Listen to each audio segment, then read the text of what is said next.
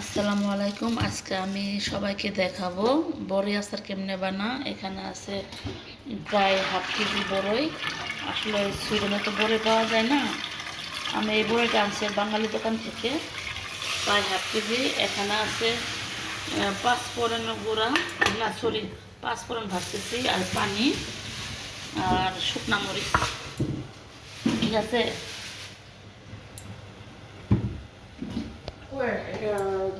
ভালো করে ধুইছি এবং পানির মধ্যে ছেড়ে দিলাম।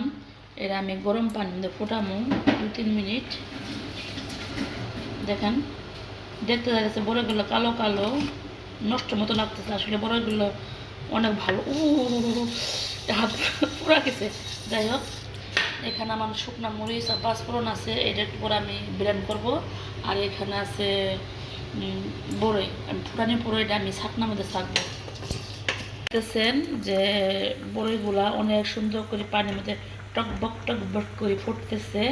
আপনারা যারা বড়ই আচার বানাবেন এইভাবে মনে করেন টকবগায়ে পানি ফুটাবেন 3-4 মিনিট। যখন বড়িগুলো একটু নরম নরম হবে তখন এটা সেকে ফেলায় দিবেন।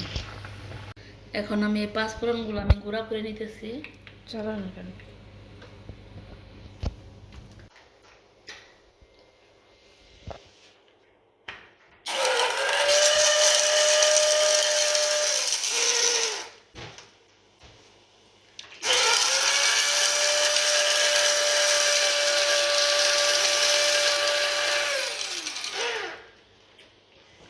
এবার পাঁচফোড়ন গুঁড়া হয়ে গেছে। যাদের এই পাটা নাই তারা এইভাবে ব্লেন্ডারে ব্লেন্ড করতে পারেন আমার মতো।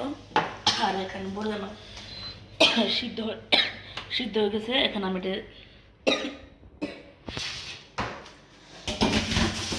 ছাইকে নিতেছি। যাই হোক,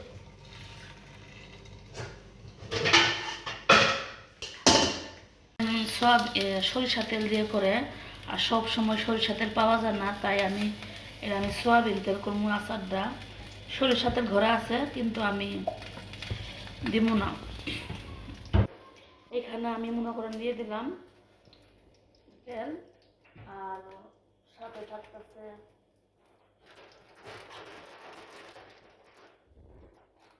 শুকনো মরিচ পাঁচটা, হালকা অল্প কয়েকটা আমি পাঁচফোড়ন দিয়ে দিতেছি এখানে।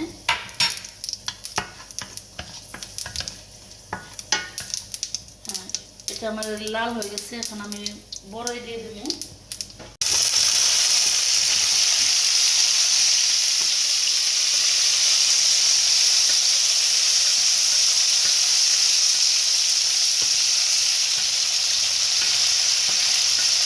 লবণ আর পরিমাণ মতো চিনি। যারা বেশি চিনি খান বেশি দিবেন, আর কম খাইলে কমই দিবেন। টক মিষ্টি ঝাল হবে এই বড়ি আচারটা। আমি যতটুকু খাইতে মন চাও ততটুকু দিবেন, ঠিক আছে? বেশিও না কমও না, আপনারা যতটুকু চান। অনেকে বেশি খায়, অনেকে কম খায়। এখন আমি পাঁচফোড়ন গুঁড়া দিয়ে দেবো।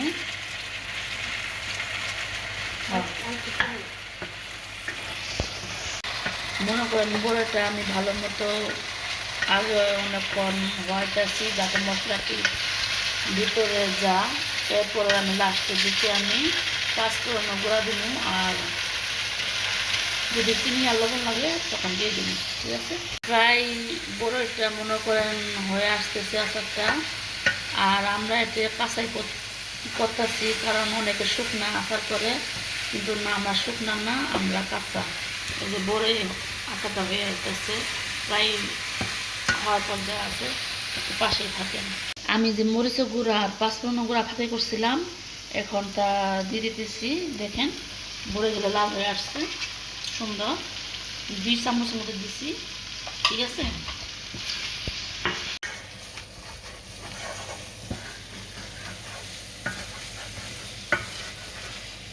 বানানো শেষ, ঠিক আছে?